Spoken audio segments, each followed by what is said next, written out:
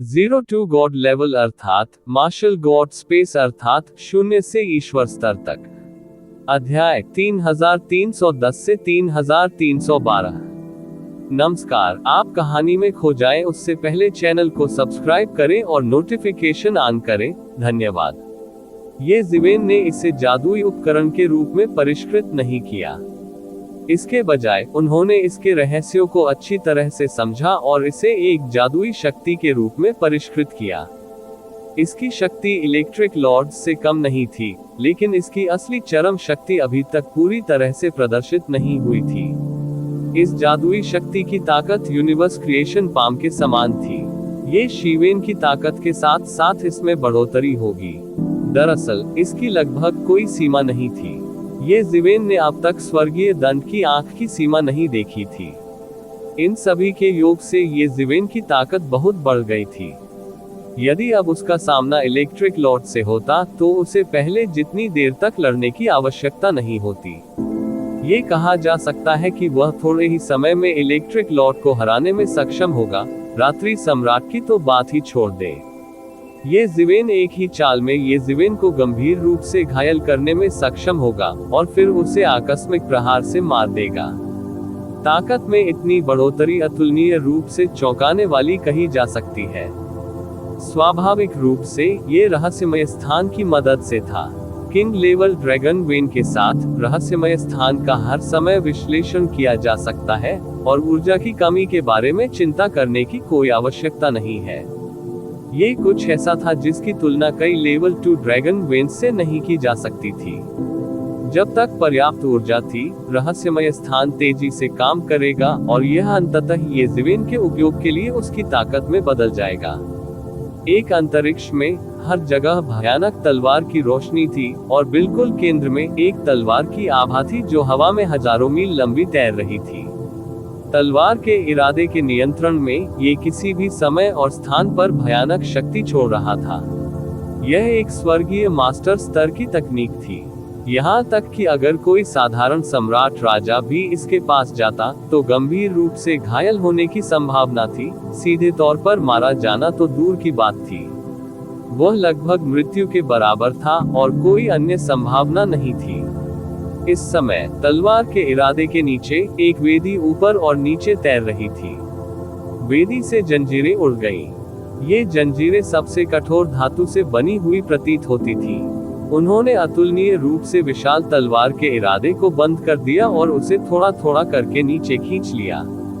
हालांकि दक्षता बहुत अधिक नहीं थी। तलवार के अधिकांश इरादे को गिराने में केवल 1 महीना लगा। इस समय ये वेदी से बहुत दूर नहीं था। वेदी के सामने ये ज़िवेन के चेहरे पर एक गरिमापूर्ण भाव था। उसकी आंखें इस अतुलनीय विशाल स्वॉर्ड की को दृढ़ता से देख रही थी। यह तलवार क्यू स्पष्ट रूप से एम्पायरियन या उच्चतर की एक तकनीक थी। यह अज्ञात था कि कौन सा सर्वोच्च अस्तित्व इसे पीछे छोड़ गया था, लेकिन ये कम से कम एम्पायरियन स्तर पर था।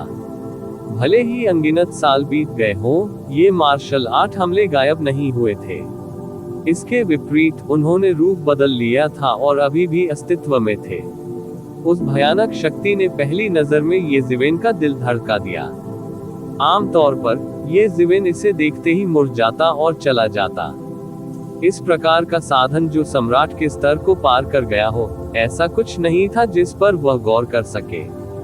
अगर उसने गलती से इसे छू लिया तो बिजली सचमुच डरावनी होगी। हालांकि अब जब उसके पास वेदी थी तो उसके विचार बिल्कुल अलग थे।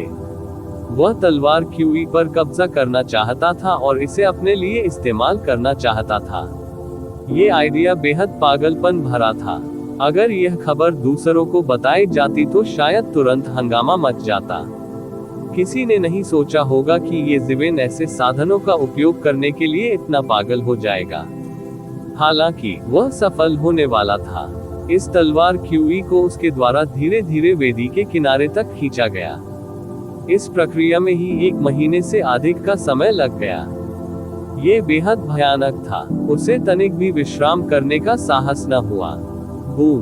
तलवार क्यूई ने वेदी पर जोरदार प्रहार किया, लेकिन यह वेदी को विभाजित करने में असमर्थ थी। वह धीरे धीरे वेदी में धंस गया। इस समय ये जिवेन ने पहले ही वेदी को परिष्कृत कर दिया था। स्वाभाविक रूप से वह महसूस कर सकता था कि तलवार क्यूई को धीरे धीरे इसमें एकीकृत किया गया था। इसे थोड़ा थोड़ा करके कैद किया गया, लेकिन ये सब कुछ नहीं था। अचानक तलवार क्यूई हिंसक रूप से कांपने लगी। बिखरे हुए उन्माद में अनगिनत तलवार क्यूई समाहित थी। फिर ये पूरी तरह से फट गया। बूम! अनगिनत तलवार क्यूई बाहर निकल गईं, जिससे ये जिवेन का शरीर लगभग उड़ गया। उसके मांस और हड्डियां उड़ गईं। यह एक प्रकार का तूफान था जो किसी भी स्वर्ग के प्रतिशोध से भी अधिक भयानक था। ये जिवेन का अविनाशी शरीर इसका विरोध नहीं कर सका। वह इंच दर इंच ढहने लगा। फिर ये पुनः इंच भर जुड़ गया इंच से। इसका लगातार विरोध हो रहा था। बस थोड़ा सा और बस थोड़ा सा और। ये जिवेन ने अपने दांत पीस लिए। वह जानता था कि वह इस तलवार क्यूई को पूरी तरह से वश में करने से थोड़ा ही दूर था। वह अब बिल्कुल भी हार नहीं मान सकता था, अन्यथा सब कुछ हवा में उड़ जाएगा और उसके सभी प्रयास व्यर्थ हो जाएंगे। पफ!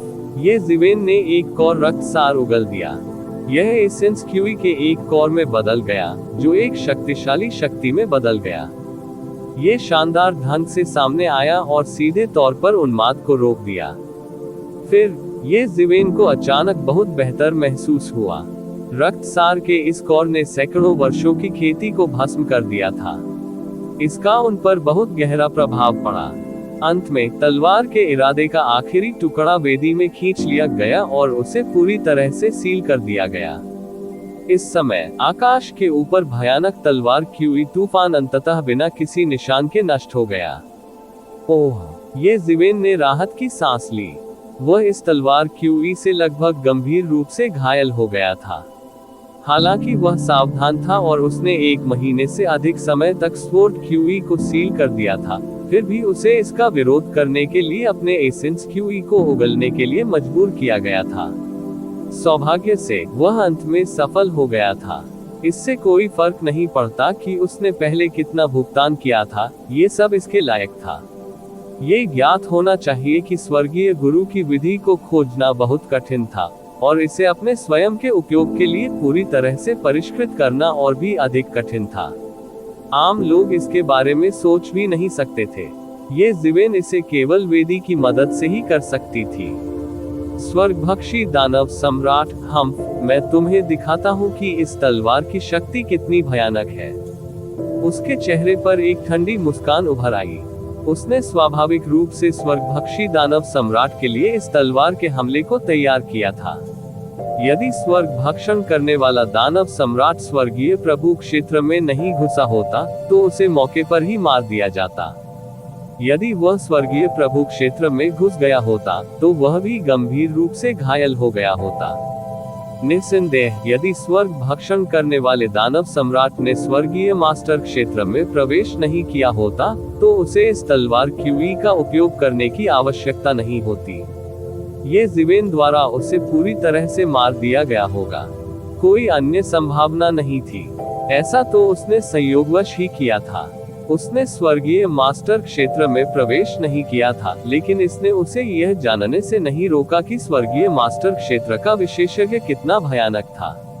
उसने अपने गार्ड को नीचा दिखाने की हिम्मत नहीं की। अब जब ये तलवार क्यूई अंततः वेदी में समाहित हो गई है, तो ये देखने का समय है कि क्या कीमिया सम्राट तैयार है। ये जिवेन ने कहा। उसके शरीर के भीतर हेवन डिवोरिंग ब्लड पिल और मिस्टीरियस क्रिएशन पिल के अवशेष लगातार घूमते रहे और लगातार उसके अंगों और हड्डियों में उमड़ने वाली भारी औषधीय शक्ति को खत्म करते रहे। इसने उसे हर पल सुधार करने, हर पल मजबूत बनने की अनुमति दी। अन्यथा उसका उल्लेख उन बुरे राक्षसों के समान कैसे किया जा सकता था जिन्होंने अनगिनत वर्षों तक खेती की थी। अगर उसे इतना समय दिया जाए तो वह किसी की परवाह नहीं करेगा और कोई उसे धमकी नहीं दे पाएगा।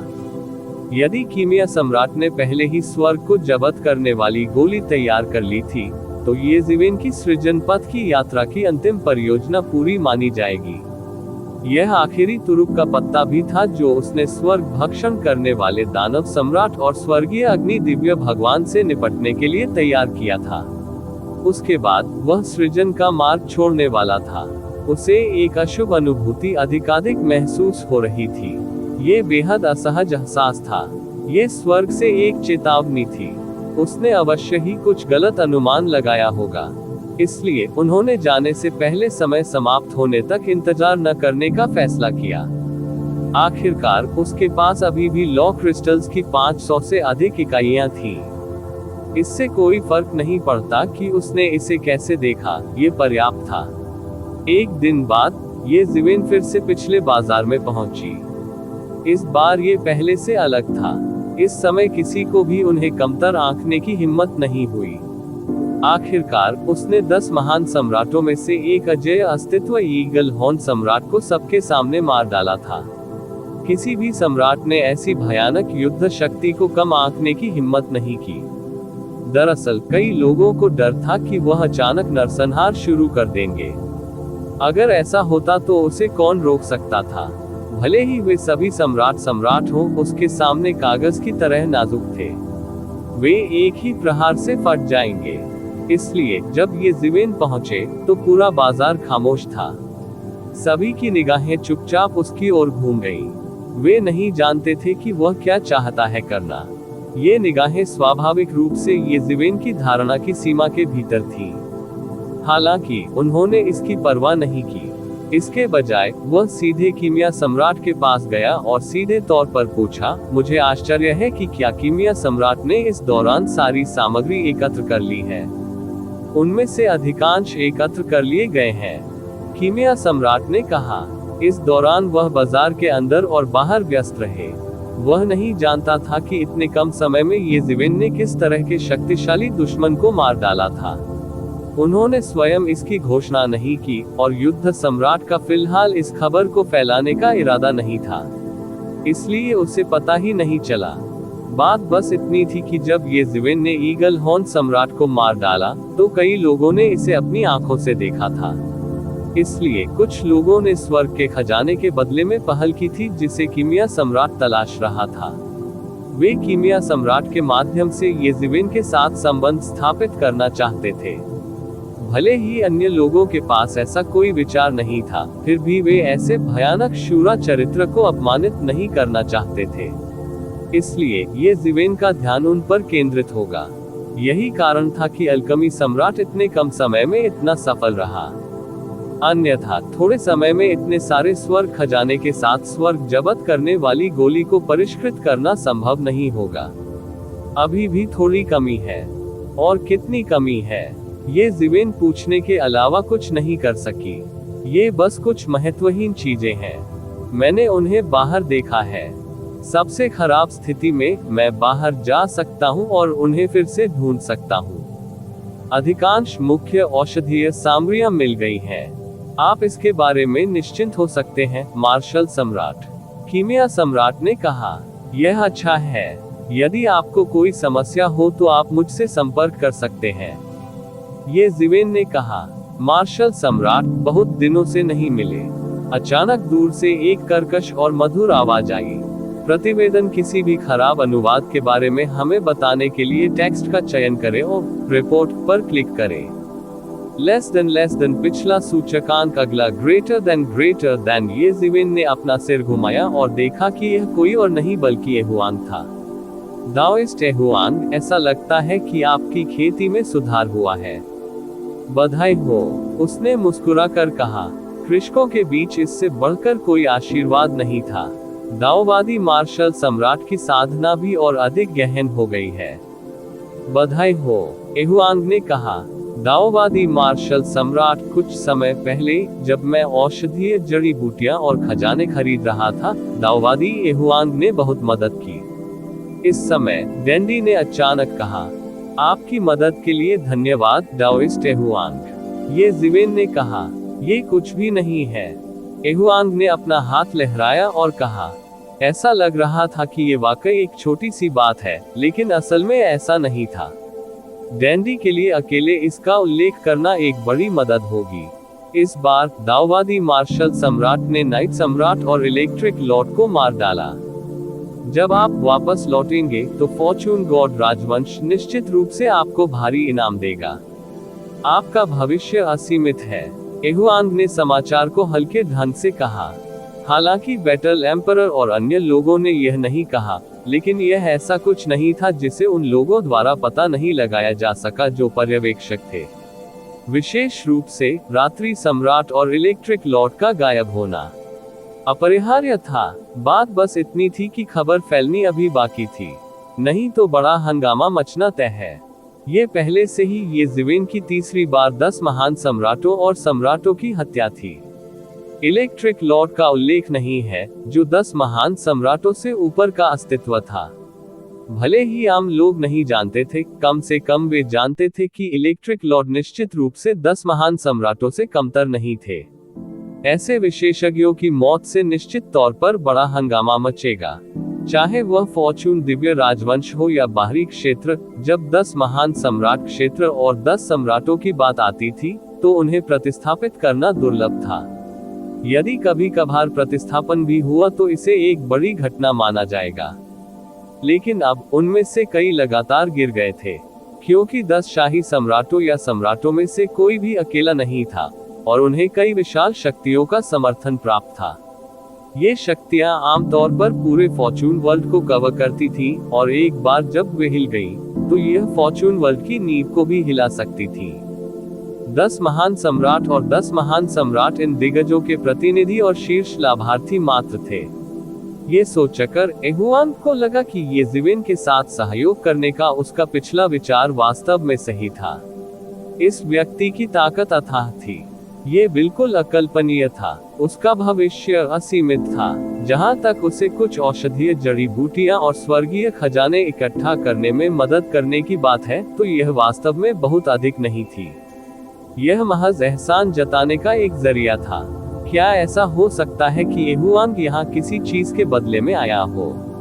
ये ज़िवेन थोड़ा हैरान होकर पूछने के अलावा कुछ नहीं कर सकी।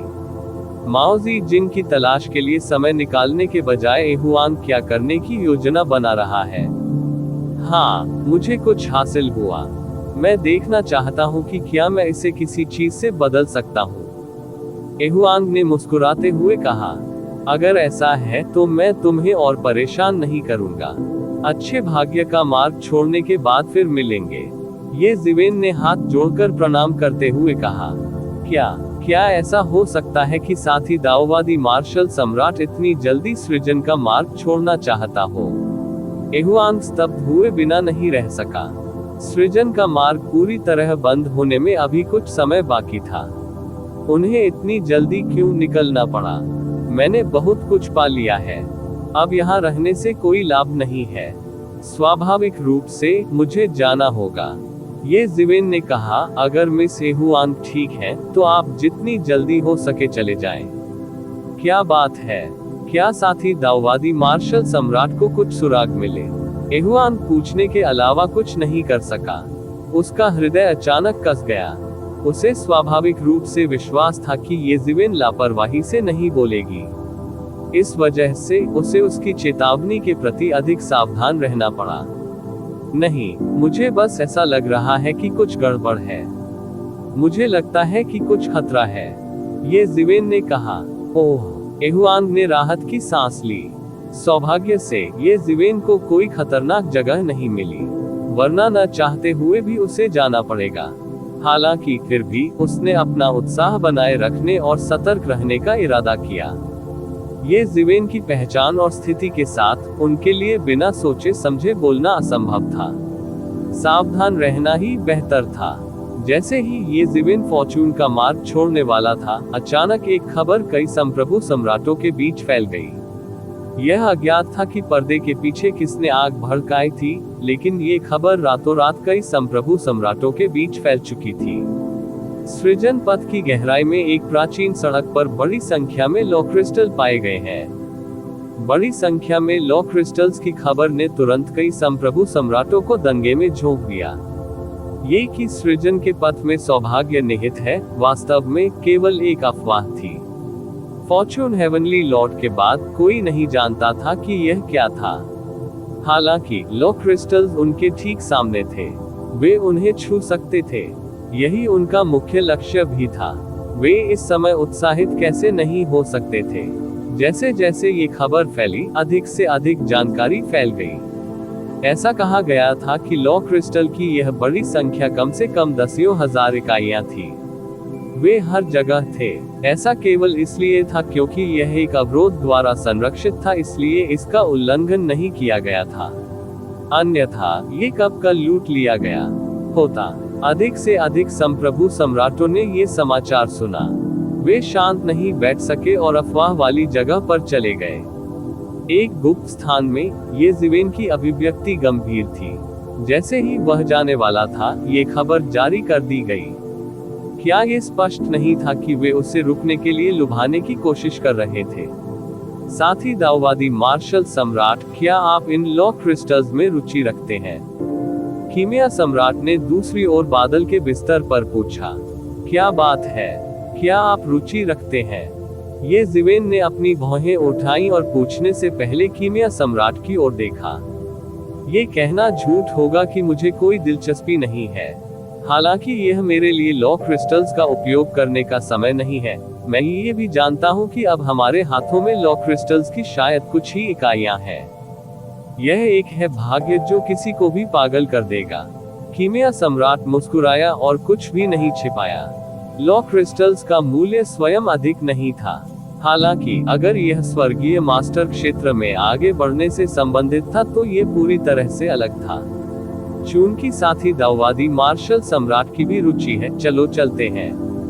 अगर हमारा सामना किसी भयानक चीज से होता है तो क्या होगा? ये जीवेन ने खड़े होकर कहा। उनके शब्द असीम आत्मविश्वास से भरे हुए थे। जिस तलवार की आभा को उसने वश में किया था, वह मूल रूप से एक स्वर्गीय गुरु के खिलाफ लड़ने के लिए तैयार की गई थी।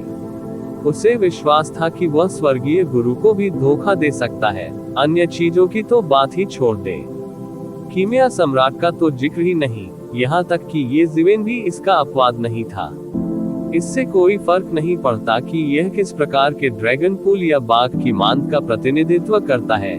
ये जीवेन ने अंदर जाने का फैसला किया। चलो साथ चलते हैं। कीमिया सम्राट हंसे दिल से। एक सम्राट के रूप में उनमें लड़ने के साहस की कमी नहीं थी। अफवाह वाली जगह की ओर जाने से पहले वे दोनों खूब हंसे। यह एक छोटा सा रास्ता था। सड़क के किनारे सम्राट और सम्राट स्तर के जीवों की लाशों से अटा पड़ा था। सृजन के पथ पर रेत और हवा ने उनके मांस और हड्डियों को, जिनमें शाश्वत दिव्यता थी, तब तक नष्ट कर दिया था जब तक कि उन्होंने अपनी चमक नहीं खो दी थी। सर्वत्र वीरान एवं क्षयकारी दृश्य था। दूर से देखने पर यह बेहद भयावह लग रहा था। अनगिनत लॉ क्रिस्टल हर जगह देखे जा सकते थे। वे इतने ठोस थे कि सम्राट स्तर के जीवन रूपों के हमलों को भी नजरअंदाज किया जा सकता था। इस रास्ते के अंत में एक बहुत बड़ी जगह थी। इस स्थान की परिधि एक बहुत बड़ा जादू थी। जादू के भीतर लॉ क्रिस्टल ऊपर और नीचे तैर रहे थे। वे आपस में जुड़े भी थे। सैकड़ों लॉ क्रिस्टल को एक करके उन्होंने एक लघु खनिज शिरा का निर्माण किया। यहाँ तक कि कुछ खनिज शिराएं भी थी जिनमें हजारों लॉ क्रिस्टल एक साथ संघनित थे। अजीब बात है, इस जगह पर इतने सारे लॉ क्रिस्टल कैसे हो सकते हैं? ये जीवेन कुछ अजीब महसूस करने से खुद को नहीं रोक सकी। लॉ क्रिस्टल्स के निर्माण की शर्तें बहुत कड़ी थीं। मूल रूप से ये तभी बन सका जब विभिन्न कानून संयोगवश टकरा गए।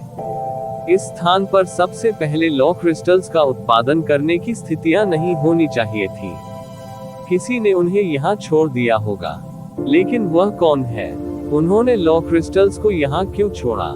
ये जीवेन ने जादू की परिधि को देखा और जान लिया कि यह मानव निर्मित था। हालांकि उसे यह नहीं पता था कि यह किसने किया। सृजन के इस पथ में बहुत सारे रहस्य थे। अब समय बीतने के साथ ये रहस्य रेत और हवा में दफन हो गए थे। कोई नहीं जानता था। इस समय सम्राट स्तर के जीवन रूप जादू के चारों ओर शून्य में छिपे हुए थे। उनमें से एक ने भी अपना पता नहीं बताया। हालांकि उनके हमले नहीं रुके। हालांकि यह जादू शक्तिशाली था और ये जीवेन को नहीं पता था कि इसकी व्यवस्था किसने की थी। यह इतने सारे अत्याचारी सम्राट स्तर के जीवन रूपों के संयुक्त हमलों का सामना नहीं कर सका। उनमें से ये जीवेन ने कई परिचित शख्सियतें भी देखी। युद्ध सम्राट एहुआंग और अन्य भी उनमें से थे। हालांकि वे बहुत अच्छी तरह से छिप गए, लेकिन अब वे ये ज़िवेन की आंखों में छिप नहीं सकते थे क्योंकि वह आई ऑफ स्काई पनिशमेंट के साथ एकीकृत हो गया था। यदि वह अपनी दोहरी पुतली अवस्था में होता तो शायद वह उन्हें नहीं देख पाता। हालांकि आई ऑफ स्काई पनिशमेंट के साथ एकीकृत होने के बाद वे रात में मोमबत्ती की रोशनी की तरह थे। वे बहुत स्पष्ट थे। एक सामान्य सम्राट स्तर के जीवन रूप के लिए लॉ क्रिस्टल्स की कुछ इकाइयां रखना पहले से ही बुरा नहीं था। माना जा सकता है कि ये ज़िवेन लॉ क्रिस्टल की हजारों इकाइयां प्राप्त करके रातों रात अमीर बन गया है। अब वास्तव में यहाँ हजारों लॉ क्रिस्टल थे। ये कल्पना की जा सकती थी कि कोई भी खुद पर नियंत्रण नहीं रख पाएगा। यहाँ तक कि सम्राट स्तर के जीवन रूप भी इसके दीवाने हो जाएंगे। ये स्वर्गीय मास्टर क्षेत्र में प्रवेश की सबसे बड़ी आशा थी। भले ही उन्होंने स्वर्गीय मास्टर क्षेत्र में प्रवेश नहीं किया हो, वे इसका उपयोग अपनी साधना की गति को बढ़ाने के लिए कर सकते थे। हालांकि बहुत कम लोगों ने इसका उपयोग किया क्योंकि यह बहुत बेकार था। ये ज़िवेन के अलावा पिल सम्राट भी जादू की बमबारी में शामिल हो गया था। हर कोई जल्द से जल्द जादू को तोड़ना और लॉ क्रिस्टल्स को जब्त करना चाहता था। कुछ देर सोचने के बाद उसने भी एक चाल चलने का फैसला किया। शायद ये ज़िवेन की ताकत बिल्कुल अलग थी, या शायद जादू पहले से ही टूटने की कगार पर था। ये ज़िवेन का स्वर्ग की सील को पलटना गिर गया और पूरा जादू सबकी आंखों के सामने चकनाचूर हो गया। हा, यह अंततः टूट गया। सभी कानून क्रिस्टल मेरे हैं। एक आकृति उछलकर बाहर आई। इसके तुरंत बाद हर कोई पागलों की तरह दौड़ पड़ा। प्रतिवेदन किसी भी खराब अनुवाद के बारे में हमें बताने के लिए टेक्स्ट का चयन करें और रिपोर्ट पर क्लिक करें। लेस देन पिछला सूचकांक अगला ग्रेटर देन जादू टूट गया और हर कोई अंदर भाग गया, इस डर से कि लॉ क्रिस्टल अन्य लोग ले लेंगे और उन्हें हिस्सा नहीं मिलेगा। हालांकि वहां हजारों लॉ क्रिस्टल थे, इतने सारे सम्राटों की उपस्थिति के साथ वहां चारों ओर घूमने के लिए पर्याप्त नहीं हो सकता था। इसके अलावा भले ही पर्याप्त लॉ क्रिस्टल हो, वे और अधिक चाहेंगे। ये बातें इस बात से संबंधित थी कि वे स्वर्गीय पूज्य क्षेत्र में प्रवेश कर सकते हैं या नहीं। स्वाभाविक रूप से उन्हें जितने अधिक लॉ क्रिस्टल प्राप्त होंगे उतना बेहतर होगा। यही सोचते सोचते सभी बन गए चिंतित। वाह वाह वाह, एक के बाद एक आकृतियां बिजली की तरह उड़ गईं। फिर पलक झपकते ही अनगिनत बड़े हाथ आसमान से उतरे और सीधे लॉ क्रिस्टल्स को पकड़ लिया। सौभाग्य से लॉ क्रिस्टल मूल रूप से तारों में एक साथ जुड़े हुए थे, इसलिए उन्हें पकड़ना बहुत आसान था। हालांकि क्योंकि वे एक साथ तार से जुड़े हुए थे, कुल मिलाकर केवल कुछ दर्जन मिनी लॉ क्रिस्टल खनिज नसें थी। हालांकि संभवतः सैकड़ों सम्राट लॉर्ड्स और सम्राट स्तर के जीवन रूप थे। एक पल में mini law crystal mineral when के लिए 10 लोग प्रतिस्पर्धा कर रहे थे। ऐसी प्रतियोगिता अत्यंत भयंकर कही जा सकती है। हालांकि इसका ये ज़िवेन से कोई लेना देना नहीं था। वो एक कदम आगे बढ़ा और अपने बड़े हाथों से पकड़ लिया। हालांकि कई सम्राट लॉर्ड्स की चालें धीमी नहीं थी, लेकिन उनकी गति ये ज़िवेन की तुलना में कुछ भी नहीं थी। ये ज़िवेन ने बढ़त ले ली और सबसे बड़े लॉ क्रिस्टल मिनिस्क्यूल लॉर्ड पर कब्जा कर लिया। ये ज़िवेन ने लॉ क्रिस्टल मिनिस्क्यूल लॉर्ड को अपने हाथ में पकड़ लिया। उनके हाथ में 2000 यूनिट लॉ क्रिस्टल थे।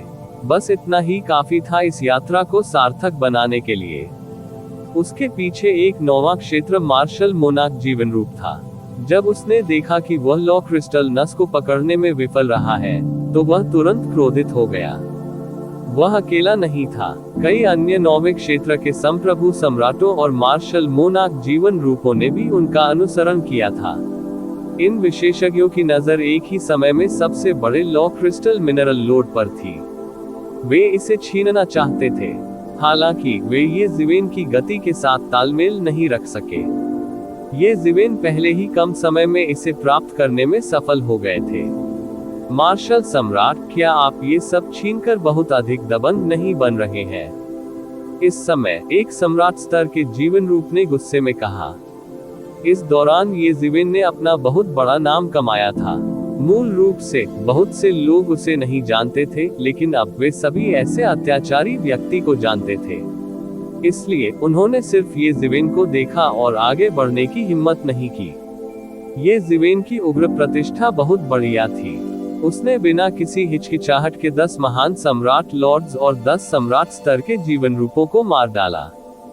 क्या कोई ऐसा था जिसे मारने की उसने हिम्मत नहीं की?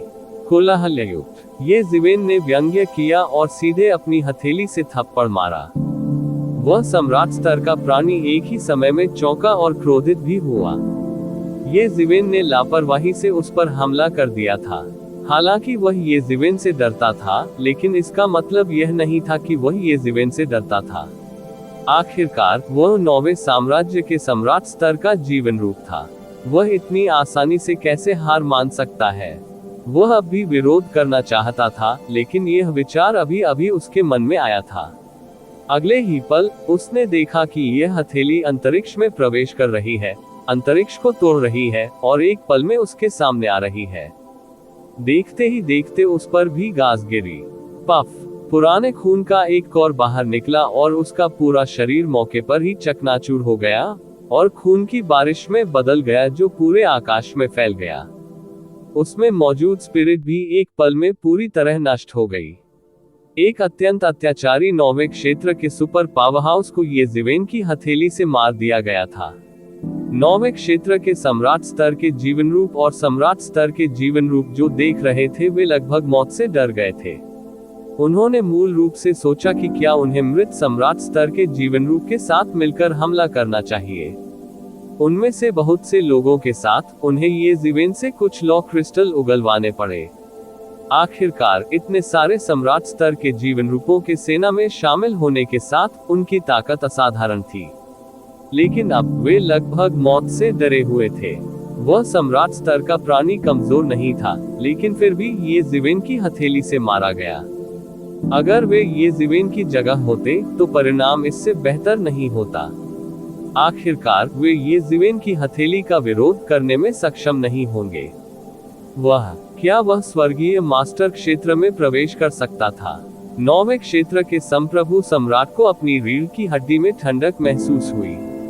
उन सभी ने अफवाहें सुनी थी, लेकिन अफवाहों में भी उन्होंने कभी नहीं सुना था कि येज़ेवेन इतना शक्तिशाली हो गया है कि वह 9वें साम्राज्य के सम्राट स्तर के प्राणी को एक ही हथेली के वार से मार सकता है। यहाँ तक कि 10 महान सम्राट स्तर के विशेषज्ञ भी ऐसा नहीं कर सके। ज्यादा से ज्यादा वे उन्हें हथेली से गंभीर रूप से घायल कर सकते थे, जो पहले से ही बहुत दुर्लभ था। लेकिन अब येज़ेवेन के पास ऐसी क्षमता थी। ये लगभग एक चमत्कार जैसा था। कोई आश्चर्य नहीं कि उन्हें संदेह था कि येज़ेवेन ने स्वर्गीय मास्टर दायरे में प्रवेश किया था। केवल इसी तरह से हो सकता है उसने ऐसी अद्भुत उपलब्धि हासिल की। येज़ेवेन को इस समय सभी के दिलों में सदमे की परवाह नहीं थी। उसने उदासीनता से पूछा, क्यों? क्या तुम अब भी मुझसे इसके लिए पूछना चाहते हो? अन्य सम्राट स्तर के जीवन रूपों ने एक दूसरे को देखा और तुरंत बिना किसी निशान के गायब हो गए। वे वास्तव में येज़ेवेन के साथ मौत तक नहीं लड़ना चाहते थे। ज्ञात हो कि वे महाशक्तियां थीं जिन्होंने 9वें क्षेत्र में प्रवेश किया था। येज़ेवेन को छोड़कर जो एक सुपर सन की थे, उन्हें निश्चित रूप से शिखर माना जा सकता है। जब तक वे येज़ेवेन से नहीं लड़ते, जो एक बड़ा सन की था, वे आसानी से दूसरों को लूट सकते थे। इसके अलावा येज़ेवेन द्वारा 9वें क्षेत्र के सुपर विशेषज्ञ को सेकंडों में मारने की बात ने उन्हें पूरी तरह से डरा दिया था। इस समय कौन बाघ की मूंछें लूटने का साहस करेगा? येज़ेवेन ने देखा कि वे गायब हो गए थे और तुरंत उसके चेहरे पर एक संतुष्ट मुस्कान दिखाई दी। फिर वह फिर से हाथापाई में शामिल हो गया। लगभग हर लघु कानून क्रिस्टल खनिज शिरा पर लड़ाई हो रही थी और उन्होंने एक दूसरे को रोका, जिसके परिणामस्वरूप कई लघु कानून क्रिस्टल खनिज शिराओं को छीना नहीं जा सका। विशेष रूप से वे खनिज शिराएं जिनमें लॉ क्रिस्टल की हजारों इकाइयां थीं, कई विशेषज्ञ उन पर लड़ रहे थे और थोड़े समय में विजेता का निर्धारण नहीं किया जा सका। इसलिए येज़ेवेन ने इस समय कार्रवाई की, लेकिन ये सही समय था। Swish swish swish. ये जीवेन बस हमला करता रहा, इन कानूनी क्रिस्टलों को हथियाने के लिए अपने बड़े हाथ फैलाता रहा। उनके कौशल ये जीवेन से बहुत हीन थे, और वे ये जीवेन की गति के साथ बिल्कुल भी नहीं टिक सके। यहाँ तक कि 9वें क्षेत्र के सुपर विशेषज्ञ भी ये जीवेन को बिल्कुल भी नहीं रोक सके। पलक झपकते ही सारे कानून छीन लिए गए। एक समय तक हर जगह लगातार श्राप होते रहे। कई लोगों को सीधे तौर पर ये जीवेन ने छीन लिया था, लेकिन उन्होंने उस पर हमला करने की हिम्मत नहीं की। उस समय ये जीवेन के 9वें दायरे के सम्राट स्तर के प्राणी को एक ही चाल में मारने के दृश्य ने उन्हें पूरी तरह से डरा दिया था।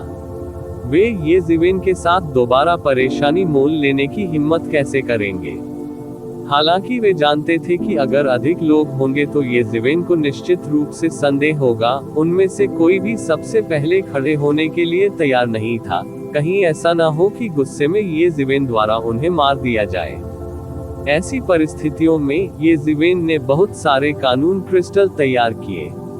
जब सभी कानून क्रिस्टल अंततः तय हो गए, तो ये जीवेन ने अकेले ही हजारों कानून क्रिस्टल तैयार कर लिए थे। ऐसे में कई लोग खाली हाथ लौट गए। वे सभी ये जीवेन को घूरकर देखने लगे, मानो वे किसी भी समय दौड़कर ये जीवेन से लड़ने वाले हों।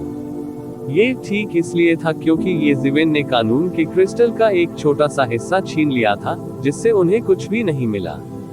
हालांकि ये जीवेन ने इसकी बिल्कुल भी परवाह नहीं की, और डैंडी को कानून क्रिस्टल की सैकड़ों इकाइयां छीनने में भी मदद की। हालांकि ये लोग नाराज थे, लेकिन उन्होंने कोई कदम नहीं उठाया, इसलिए उन्हें ज्यादा परवाह नहीं थी। अन्यथा उसने 9वें दायरे के सम्राट स्तर के प्राणी को मारने के लिए यूनिवर्स क्रिएशन पाम का उपयोग करने के लिए विशेष कीमत नहीं चुकाई होती।